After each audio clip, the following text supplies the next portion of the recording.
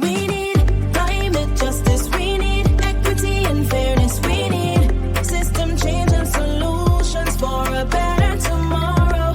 Protecting the most vulnerable. We need climate justice today. Climate justice now. Welcome to Walasaha. My name is Dominique Morales.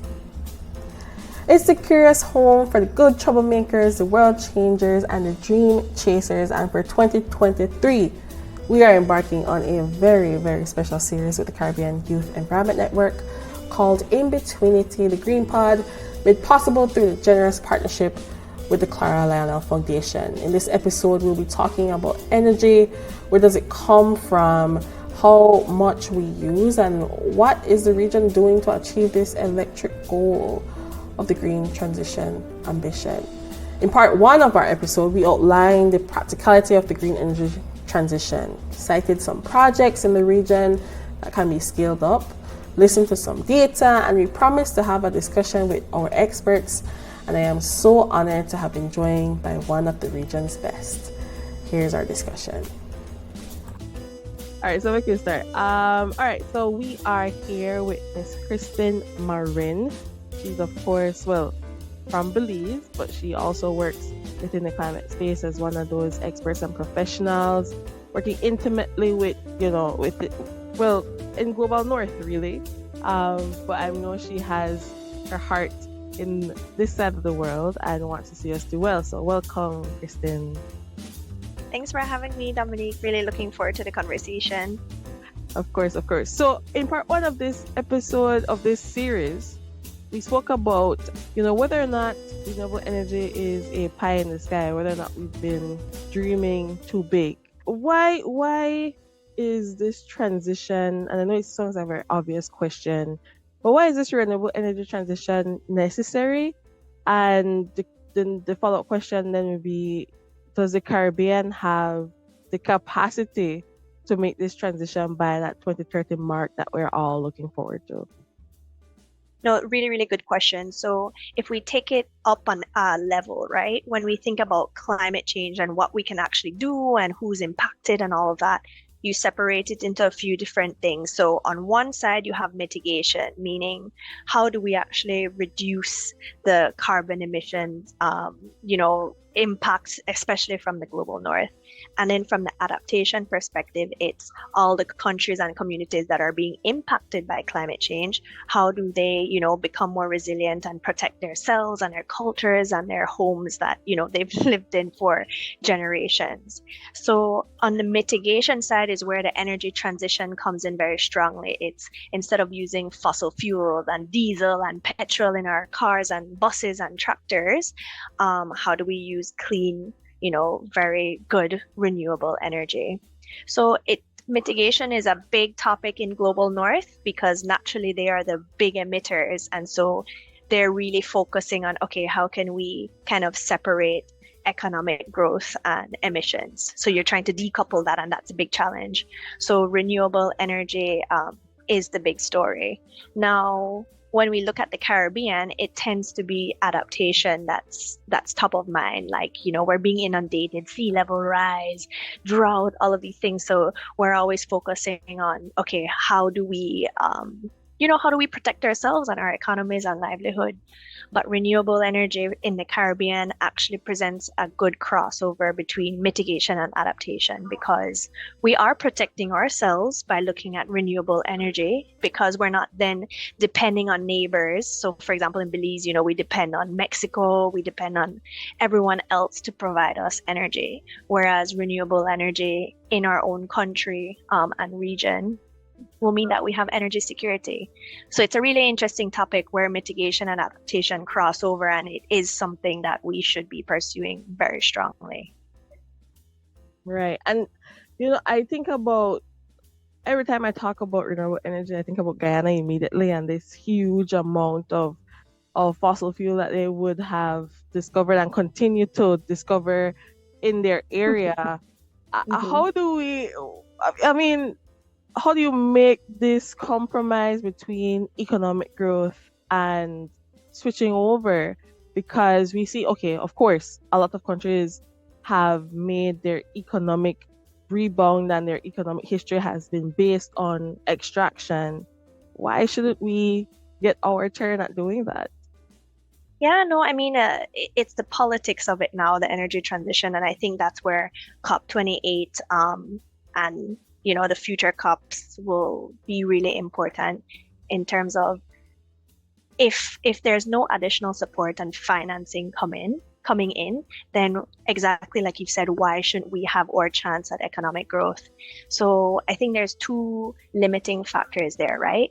If you look strictly at the economics and the business behind fossil fuel extraction, there are certain risks ingrained in that in terms of if we do transition and we reduce global demand for oil, then all this investment in fossil assets in Guyana will become stranded. So they've invested all of this time, resources to build this industry that will potentially die in the next 20 years. So just in terms of classic risk management, there's a bit of an issue there. And yeah, the second thing is we are, as Global South, demanding a lot more from Global North. And this story sounds a bit old, but to be honest, everyone's just still getting used to this story. People are only just accepting the science. So it will take a lot of lobbying and negotiations and, like I said, the politics behind it. So that's what we should be demanding on that end. And moving forward to COP28, last year's big thing was loss and damage. This year we closed the second phase of the global stock take. Where are we with that? I mean, globally from your experience, and of course applying where Bana grow in the Caribbean, in Latin America and the Caribbean. Where do we fall in all of that in terms of this adaptation and mitigation in relation to this energy that also spurs our urbanization space? I know back home constantly for varying reasons. I hear it's because of the heat that we're having. I hear because Mexico is pulling back some of its energy. We constantly have power outages. Where do we fit in all of this as people as countries who have agency? Do we have any agency when moving forward with what is happening in climate change and of course climate justice? In terms of our negotiating power or in terms of just our own energy security? I think a bit of both. Yeah, I think the energy transition in the Caribbean context, it's just a shame because we have all the natural resources, right? Solar, wind that we should be leveraging. But in terms of proper energy transition, you need flexibility. So battery storage, the sun doesn't always shine, the wind doesn't always blow, even in our context. So we need to think seriously about how we have the incentives for, customers to buy and pay for clean energy, how our utilities are procuring or building out their renewable energy assets. So there's a lot of thought and policy that needs to go into that. And we need to be solid on the benefits that we gain as a, nation from that energy independence through renewables. In terms of our bargaining power out there, I think the fossil fuel, in terms of the global stock take angle we should be taking, they're strong. The new Shell CEO came in and said, we're putting energy transition in the back burner, if that, and we're pumping oil. So that's a completely different message than what they were saying pre the CEO. So I think we have a big battle, and I'm not sure, to be completely honest, how strong our lobby is at the moment. So it's a critical time that we band together with stronger allies, especially in the global north, who can help to advocate on our behalf. For sure. I think you mentioned earlier during the interview that this is an old story, and I of course know that you were referring to people. The science has always been there. We have always known of this challenge. But when I heard that, I thought about, this is an old story of the core and the current countries at the core and countries at the periphery, and all this extraction happening and us taking, of course, the with the up the creek with no The paddle, crick. essentially. And it's not a pretty crick. It's not a pretty creek at all. When it comes to just our negotiating space, I know the Bridgetown Initiative, and this I guess where your climate finance experience comes in. The Bridgetown Initiative has been buzzing a lot. Everyone mentions it. I heard it at the CDB AGM. I hear it, well, as a recent graduate of the UA, as someone who will graduate from the UA very soon. We spoke about it a lot during classes about, when we talk about international relations and international political economy. Do you think, do you know much about the Bridgetown Initiative, and as an appendage to that, does that give us some sort of leverage as we move into this COP28 that is a global stock take COP28? I have to say I haven't delved into that as yet. So if you enlighten us, then it would be a good learning as well. Of course. So the Bridgetown Initiative focuses a lot on climate finance and how we access it. So one of the huge pillars, and it has several, but one of the ones that they're leaning a lot on is making sure that countries who are most vulnerable, when we access finance from anybody for anything, especially when it comes to infrastructure or when it comes to socioeconomic well-being, that there is some clause that speaks to climate vulnerability, because if a hurricane strikes and we have to pay these loans back, we have to choose between, we have to recover or we have to continue paying the loan. So in some of the clauses, in some of the insurance spaces, what they're doing is that, okay, if a natural disaster strikes, whatever disaster strikes, you can get a pause on paying your loan. Oh, okay. Yeah, so that's one of the aspects of the Bridgetown Initiative. It's quite large. It was one of those things that started in Barbados, and Prime Minister Mia Mottley has been a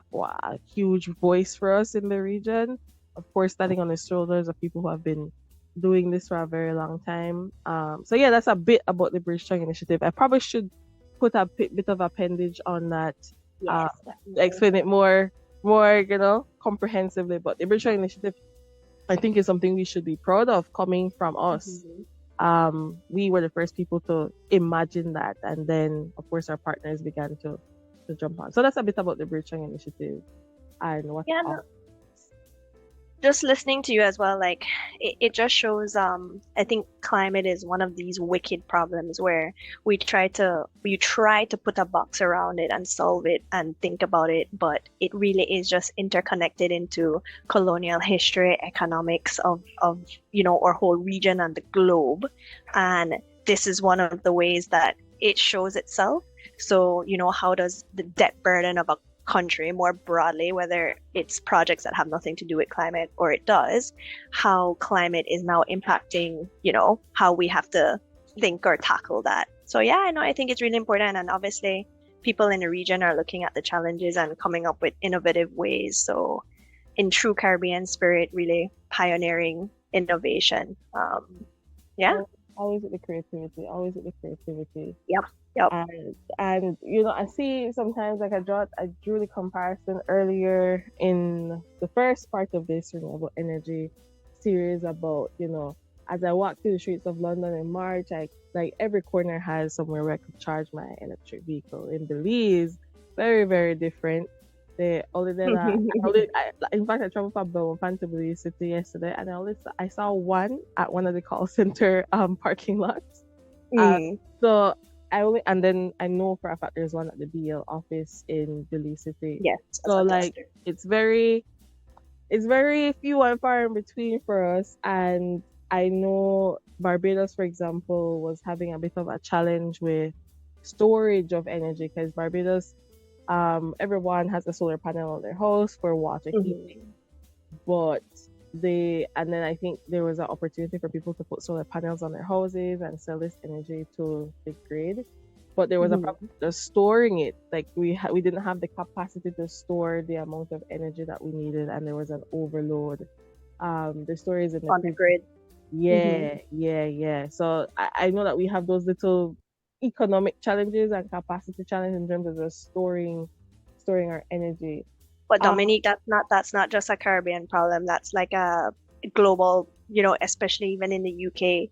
Mhm. People are waiting to connect their renewable assets to the grid, but the grid just wasn't built for that. So you need a whole overhaul of the entire grid system of the UK globally to be able to deal with this new energy system. So it's a systemic, wicked problem that really needs a lot of playing parts. And as much as we try to box it and figure it out, the challenges and blockers are so widespread and at the economy level. So that's why, like I said, we needed to be doing this from, 20 years ago when the science came out, as Right. opposed to scrambling now ahead of 2030. But we got to do what we got to do. Yeah. Work at. Yeah. As long as we actually do the work, because I don't want we just to talk and don't do it. But I think as we barrel to the end of the conversation, for you, what are some of the points of light, especially someone who has worked in multiple contexts at multiple levels? What are some of the points of light that we can look to for inspiration that you've seen in your work? If you have any of those.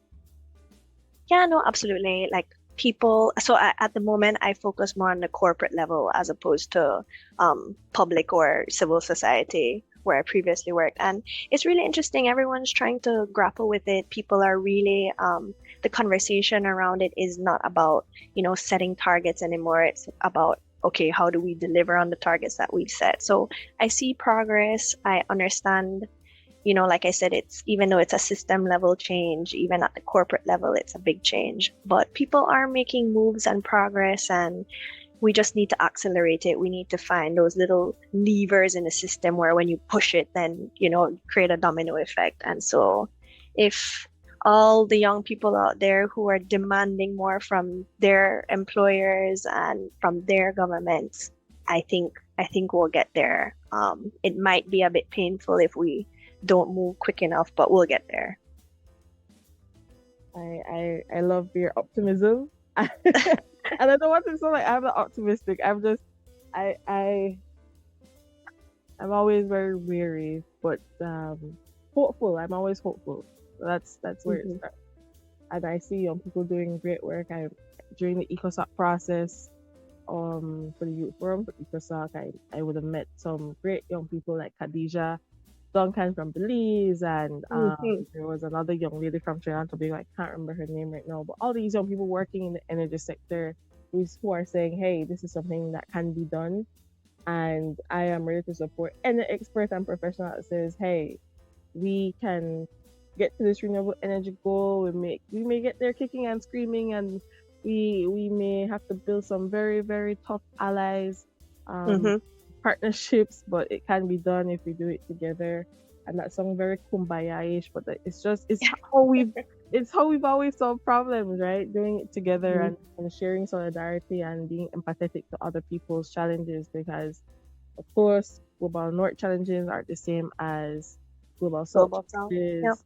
And there are some parallels and there are some spaces that we meet, but it's just not the same. So it takes some understanding, taking responsibility. But we'll get there. Do you have? And sorry. Go ahead. Do you have any final words?